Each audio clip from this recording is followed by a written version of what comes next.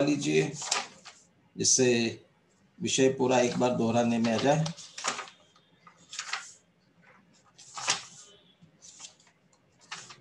भाई शाश्वत पाठ करने के लिए एक चूंकि 4 कलश है इसलिए एक से संस्कृत कलश करवा लीजिए, एक से पद्यानुवाद करवा लीजिए।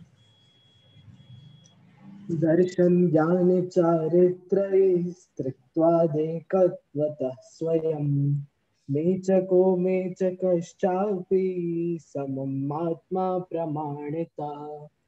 दर्शन ज्ञान चारित्रैस्त्रिभिः परिणतवतः एकोऽपि त्रिस्वभावत्वाद् व्यवहारेण मेचकः परमार्थेन तु व्यक्त ज्ञातृत्व ज्योतिषैककः सर्वभावान्तरध्वंसी स्वभावत्वाद् मेचकः आत्मनश्चिन्तयैवालं मेचकामेचकत्वयोः दर्शन ज्ञान चारित्रैः साध्य सिद्धिर्न चान्यथा।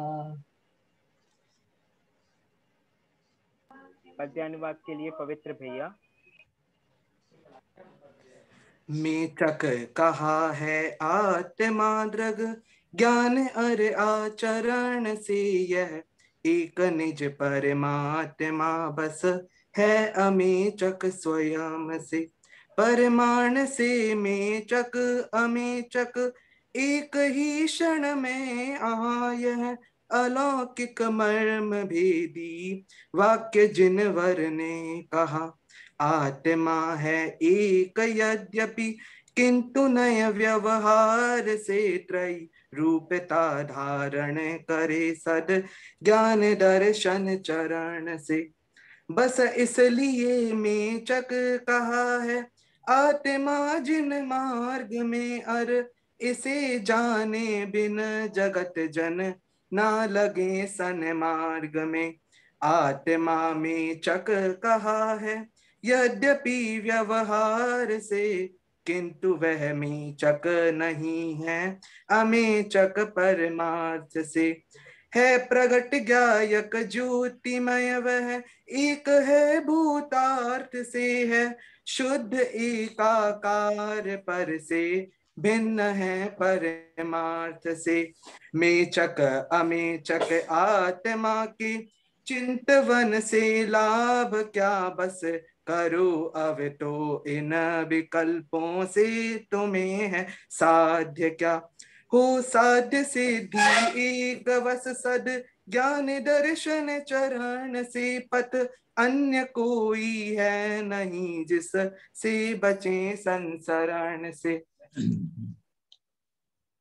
ये 4 कलशों की चर्चा अपन ने सुबह कर ली थी। दर्शन ज्ञान चारित्र की स्थिति, प्रमाण और व्यवहार और निश्चय, इन तीनों से कैसी है और ऐसा समझकर जानकर हमें क्या करना चाहिए। प्रमाण अनेकांतात्मक वस्तु, समग्र वस्तु को कहने वाला है। श्रीमद् रायचंद जी भी कहते हैं कि अनेकांत का प्रयोजन क्या होना चाहिए। फिर अनेकांत भी इसीलिए प्रयोजन है कि वह सम्यक एकांत ऐसे निज पद की प्राप्ति करावे। और अनेकांत को यदि समझ लिया है तो उसमें से सम्यक एकांत ऐसा निज पद निकाल लेना चाहिए। इसलिए अंतिम कलश में इसमें ज्यादा उलझो मत और अपना एक आत्मा उसको ही जानो, पहचानो, उसमें लीन हो जाओ। ये प्रेरणा इन कलशों के माध्यम से दी। सुबह की कक्षा के अंत में शाश्वत ने एक वो बात उठाई थी कि 17वें कलश में परिणतत्वतः, तो तत्व शब्द जो लिया ऐसा लगता है जैसे तत्व है, वह त्व अकेला भाववाची त्व ही होना चाहिए। मूल ग्रंथ में परिणतत्वतः सामान्य माने डबल तो नहीं है, वहां पर ये प्रिंटिंग मिस्टेक हुई है, जिसको सुधार लीजिए। इसमें से मैंने अभी पहले ही कहा था कि जो 15वां कलश आया अनुष्टुप छोटा सा कलश, लेकिन पद्यानुवाद 4 पंक्तियों में किया। ऐसे यहाँ भी अनुष्टुप छंद ही है। इन सब का पद्यानुवाद भी 4-4 पंक्तियों में किया। तो गंभीर विषय था, कहीं कोई बात रह नहीं जावे, इसलिए 4-4 पंक्ति में इनका विस्तार से पद्यानुवाद किया हुआ है। विषय पूरा अपने ख्याल में आ ही गया है। बनास दास जी के भावानुवाद की तरफ अपन बढ़ते हैं आगे। अनुशीलन ले लीजिए 221 पेज पर।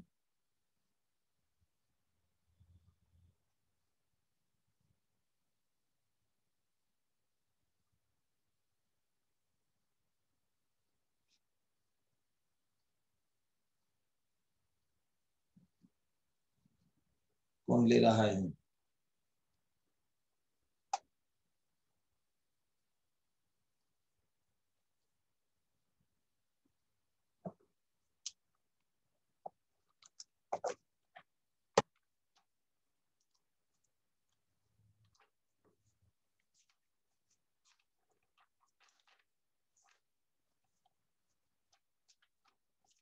बुलवाइए किसी से, छंद बुलवा लीजिए।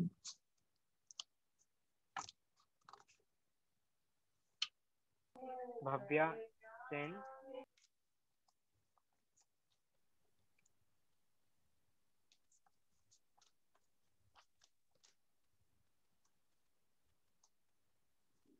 दर्शन ज्ञान चरण त्रिगुणातम, समल रूप कही व्यवहार, निहचे दृष्टि एक रस चेतन, भेद रहित अविचल अविकार है। ले बदल लीजिए इसके, समय 31-23 की तरह।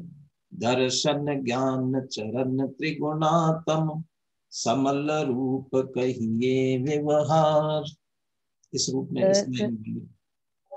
दर्शन ज्ञान चरण त्रिगुणातम, समल रूप कहिए व्यवहार, निहचे दृष्टि एक रस चेतन, भेद रहित अविचल अविकार, सम्यक दशा प्रमाण उभय न, निर्मल समल एक ही बार, यो समकाल जीव की परिणति, कहे जिनेन्द्र गहे कनिधार।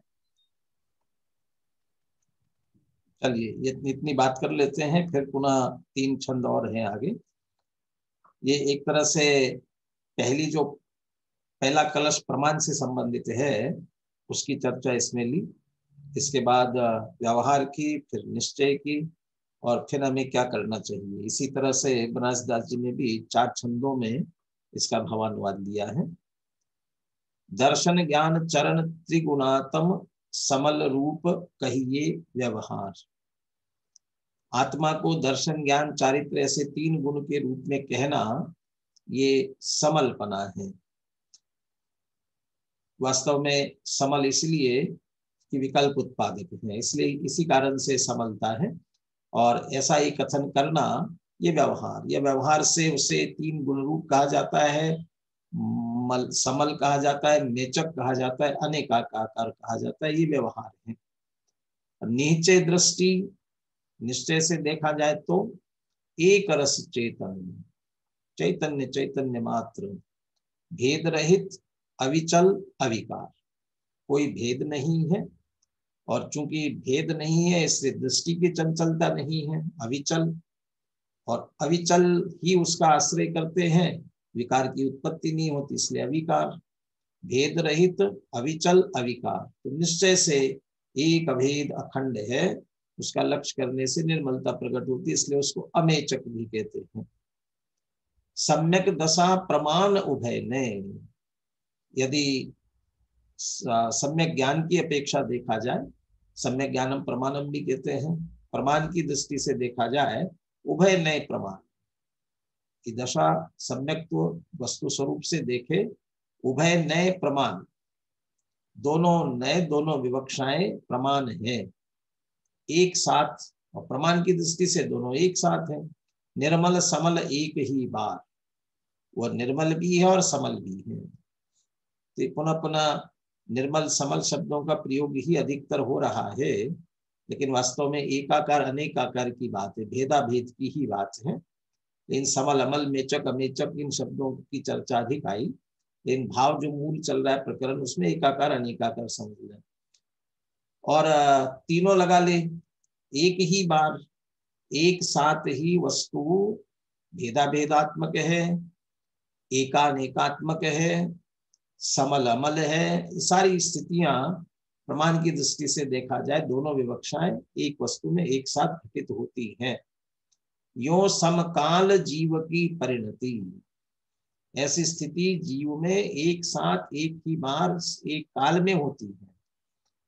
कथन आगे पीछे होता है, लेकिन वस्तु में दोनों की स्थिति एक सी होती है, एक साथ होती है। समकाल, यो समकाल जीव की परिणति, कहे जिनेन्द्र गहे गणधार। ये विशेष रूप से बनास दास जी ने भी जोड़ा भावानुवाद में, आदरणीय डॉक्टर साहब ने भी पद्यानुवाद में जोड़ा इस बात को। ऐसी गंभीर बात, प्रमाणने की बात, प्रमाणने से वस्तु स्वरूप की बात, और खास करके एक साथ परस्पर विरुद्ध बातें कैसे हो सकती हैं, ये थोड़ा सा जल्दी गले नहीं उतरता। इसके लिए भी ये कहते हैं कि जिनेन्द्र गहे, जिनेन्द्र भगवान ने कहा, ऐसा वस्तु स्वरूप है। ऐसे वस्तु स्वरूप को जानकर जिनेन्द्र भगवान ने कहा, कहे जिनेन्द्र गहे गणधार। गणधर देव ने ग्रहण किया, तीर्थंकर की धुनी गणधर ने सुनी, अंगर से चुनी पुनि ज्ञानमयी, सो जनवर वाणी शिव सुखदानी त्रिभुवन मानी पूज्य भई। ये जो परंपरा चली आ रही है, माने ये जो वस्तु का स्वरूप है, ये न बनारस दास जी कह रहे कि मैं कह रहा हूँ, न अमृतचंद्र आचार्य कह रहे कि मैं कह रहा हूँ, बल्कि जिनेन्द्र भगवान के द्वारा कहा हुआ और गणधर देव के द्वारा गूंथा हुआ जो एक आगम की परंपरा से चला रहा है, उसी के आधार से एक बात कही गई है। तो ये प्रमाण की विवक्षा इस छंद में ली। अब तीनों छंद एक साथ लीजिए, जिसमें व्यवहार, निश्चय और अंतिम प्रयोजन, इन तीनों की बात आती है। पढ़वाइए।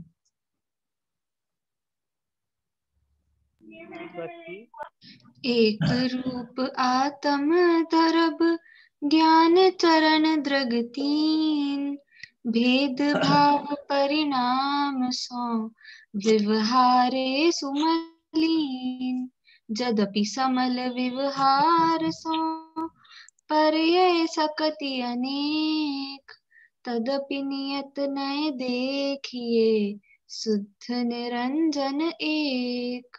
एक देखिए जानिए रमि रहिए एक ठौर, समल विमल न विचारिए यह सिद्धि नहीं और।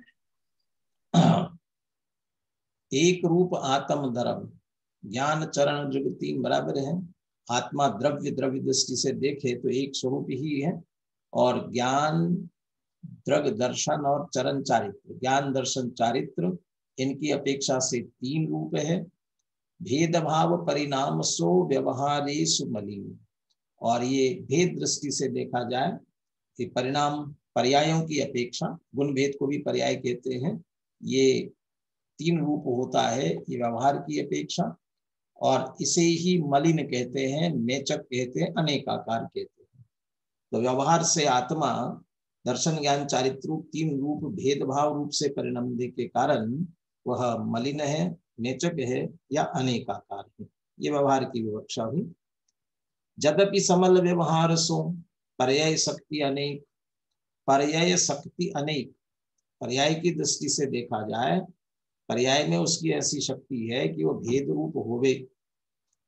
पर्यायार्थिक नए, चूंकि पर्यायों के भेदों को भी ग्रहण करता है, गुणों के भेदों को भी ग्रहण करता है, प्रदेश भेदों को भी ग्रहण करता है, इन सब की विवक्षा से वह अनेक रूप है, ये व्यवहार की बात है। और इस कारण से उसे यद्यपि समल कहते हैं, मेचक अनेकाकार कहते हैं, तदपि फिर भी नियत ने देखिए, निश्चय ने की दृष्टि यदि करते हैं, शुद्ध निरंजन एक, कैसा दिखेगा वह? एक दिखेगा, निरंजन शुद्ध। चूंकि उस कलश में सर्वभावांतर ध्वंसी स्वभावत्वाद में कह लिया था, सर्वभावांतर ध्वंसी स्वभावत्वा, इसलिए यहाँ उसका भाव ले रहे निरंजन। सब प्रकार के संयोगों से, उनके कारण से होने वाली मलिनता, अंजन, अंजन कालिमा, उससे रहित तो निरंजन, और इसी कारण से वह शुद्ध है, अमेचक है, एक है। ये निश्चय से तो वह एक है। ये तीनों विवक्षा हो गई, प्रमाण की हो गई, व्यवहार की हो गई, निश्चय की हो गई। तो हमें क्या करना?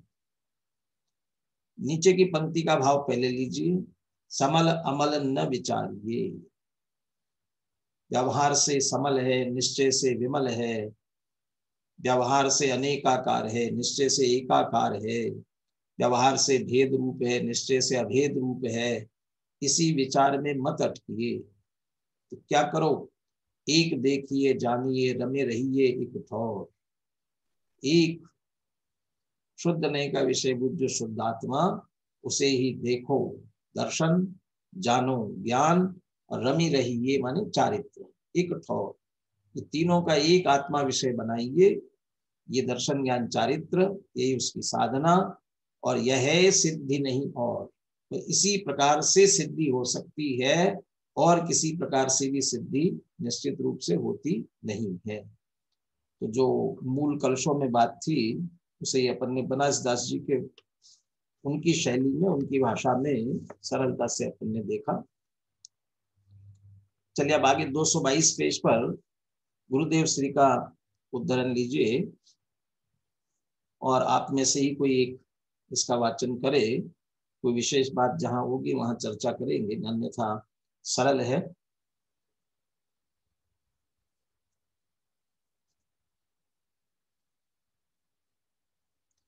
आप ही ध्यान से सुनेंगे, कोई बात स्पष्ट हो जाए, या अगले 223 पेज पर 2 पैराग्राफ वहां तक पढ़ेंगे, कोई बात स्पष्ट रही हो तो आपको पूछना है।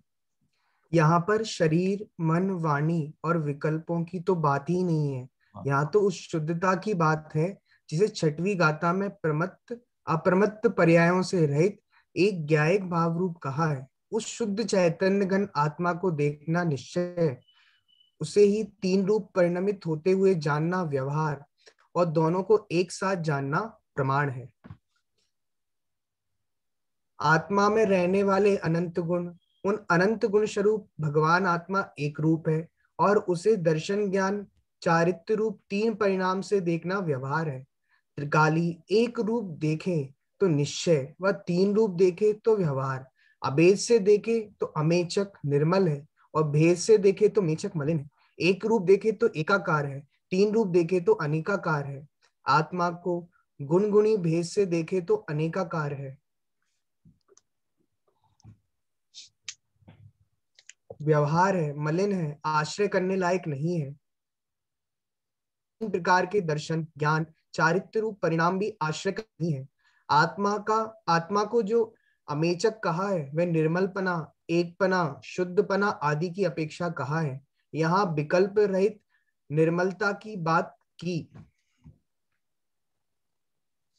है, और पर्यायों में जो निश्चय मोक्ष मार्ग का तीन परिणमन, उनमें एक प्रतीति रूप भाव, एक जानने रूप भाव तथा स्थिरता रूप भाव, ऐसे तीन स्वभाव भिन्न कहे हैं। तीन हैं, अनेकाकार हैं, इस कारण अशुद्ध कहे गए हैं। तीन पने का लक्ष्य करना अशुद्धता है, और त्रिकाली एकाकार का लक्ष्य करना शुद्धता है।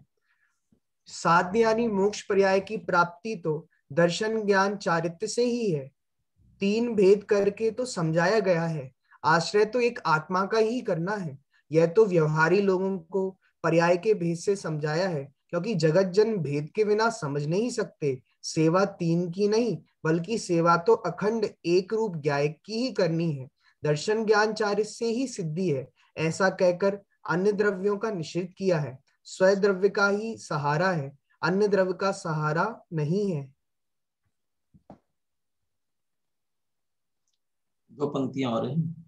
हाँ, पर द्रव्य रूप देव, शास्त्र, गुरु या उनकी भक्ति के विकल्प का भी मोक्ष मार्ग में सहारा नहीं है, यह बात भी आ गई।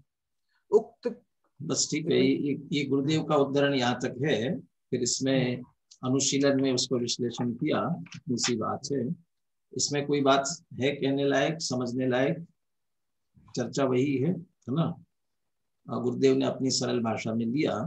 और अंतिम जो बात आई, साध्य सिद्धि न च अन्यथा, अन्यथा साध्य सिद्धि नहीं है, तो उसमें ये जो पर द्रव्य और शुभ भाव, शुभ क्रिया, इनकी भी वहां आवश्यकता नहीं है।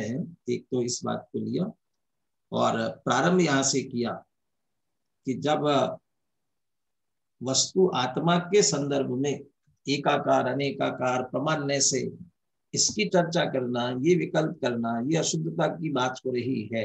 इनका विकल्प खड़ा हो तो अशुद्धता है, मलिनता है, तो फिर शरीर मन वाणी और बाकी के राग का विकल्प, शुभ भावों का विकल्प, ये तो बहुत दूर की बात है, उनकी तो यहाँ चर्चा ही नहीं है। यहाँ से बात प्रारंभ की थी।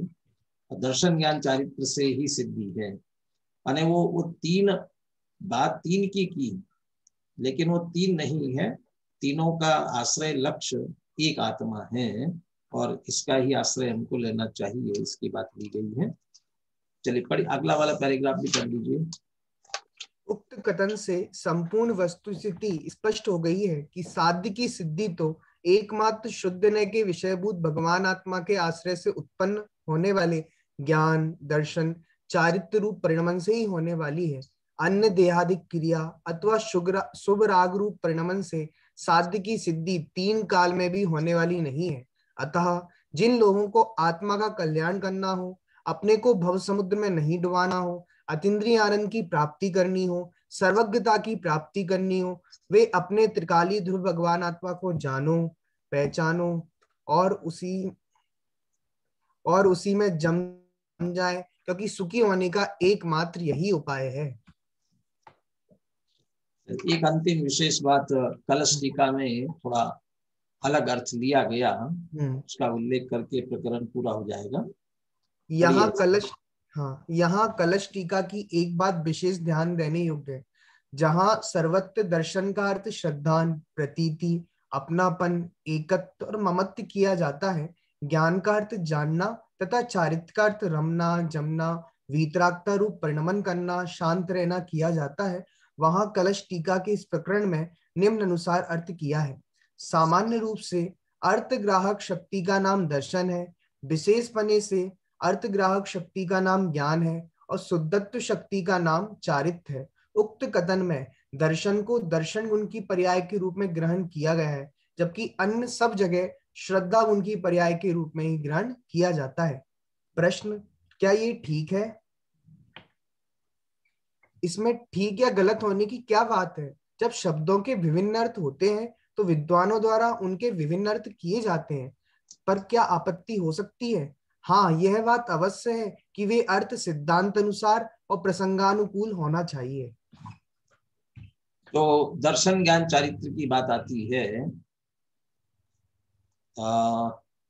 जब जब थोड़ा सा क्रम भी इस तरह से यदि रखते हैं हम, ज्ञान दर्शन चारित्र, तो ज्ञान दर्शन चारित्र इस तरह से क्रम रखते हैं, तो वहां जो ज्ञानोपयोग दर्शनोपयोग है उनकी मुख्यता होती है।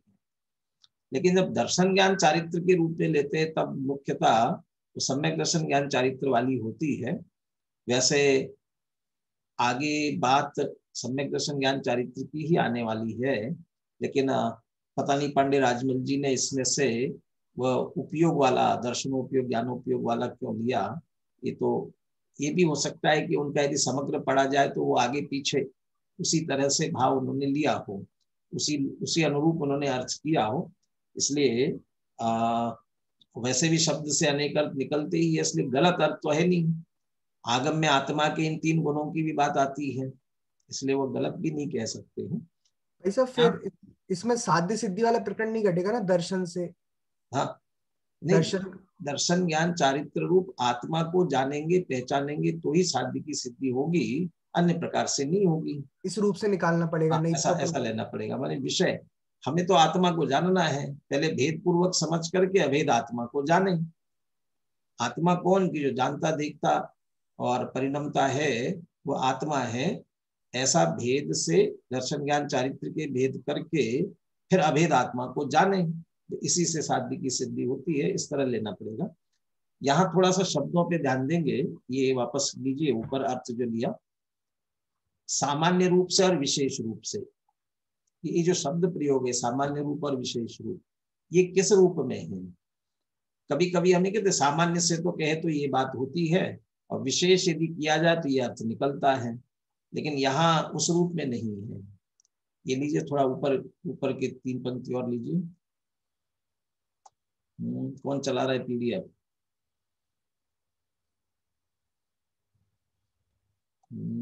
संयम। भाई हाँ साहब ये ग्रंथ की पीडीएफ लेनी ना? नहीं, अरे यही अरे यही, इसी में 2-3 पंक्ति ऊपर करने कह रहा था मैं। पांडे राजमल जी का जो दिया इस इधर पेज में ऊपर इसके, अरे हाँ, हाँ ये सामान्य रूप से और विशेष रूप से, ये जो शब्द है, ये सामान्य और विशेष जो है, ये कथन के संदर्भ में नहीं है। माने सामान्य कथन से यदि कहा जाए तो ऐसा, और विशेष कथन से कहा जाए तो ऐसा नहीं। सामान्य रूप से अर्थग्राहक शक्ति और विशेष रूप से अर्थग्राहक शक्ति, तो ये इसका तात्पर्य क्या हुआ? वो जो सामान्य अवलोकन, निर्विकल्प, और तीसरा क्या कहते हैं अपन, बिना भेद किए ऐसा अकेला एक ग्रहण करने वाला, वो सामान्य को ग्रहण कर, निर्विकल्प, वो अर्थग्राहक, माने वह भी पदार्थ को ही ग्रहण कर रहा है, पदार्थ को ही जान रहा है, लेकिन पदार्थ को सामान्य एक रूप से जान रहा है, बिना निर्णय की, वस्तु का भेद न करते हुए, इसलिए सत्ता मात्र का ग्रहण कर रहा है, वो दर्शनोपयोग है। और विशेष रूप से वो वस्तु कौन सी है इसका निर्णय करते हुए जब अर्थ को ग्रहण करने की वो शक्ति है, वो ज्ञान कहलाती है। तो सामान्य अवलोकन दर्शन, विशेष अवलोकन ज्ञान, सामान्य प्रतिभास दर्शन, विशेष प्रतिभास ज्ञान, उस रूप में यहाँ सामान्य विशेष को लेना चाहिए। और शुद्धत्व शक्ति का नाम चारित्र, ये अलग शब्द प्रयोग किया थोड़ा, शुद्धत्व शक्ति माने जैसा अपना स्वरूप है वैसा ही परिणमन भी हो। स्वरूपे चरणम चारित्रम, स्वरूप स्वरूप रूप से परिणत हो, स्वरूप में लीन हो, उसको उन्हें शुद्धत्व शक्ति के रूप में लिया, उसको चारित्र कहते हैं। पांडे राजमल जी अपनी भाषा में ये व्याख्याएं करते हैं, इसलिए उन्हें दर्शन ज्ञान चारित्र की व्याख्या इस रूप में की है। खास करके यहाँ पर दर्शन शब्द का बाकी सबने श्रद्धा ने ही लिया, क्योंकि अगली गाथा जो है आत्मा को जानना पहचानना श्रद्धा के रूप में आने वाली है, इसलिए उसी से जोड़ा। लेकिन पांडे राजमल जी तो कलश टीका कर रहे हैं, तो आगे गाथाएं तो उनके उसमें है नहीं सामने, इसलिए उन्हें सामान्य रूप से दर्शन का अर्थ श्रद्धा न लेते हुए दर्शनोपयोग वाला दर्शन लिया हुआ है।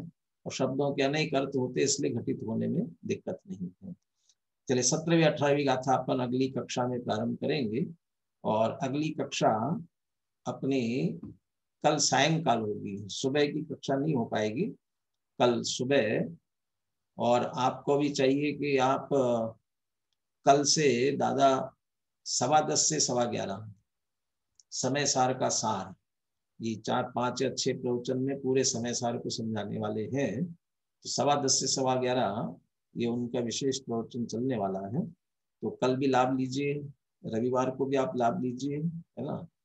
तो कल सायंकाल छात्र प्रवचन, और उसके पश्चात अनुकूलता रही तो वापस अपन चर्चा करेंगे।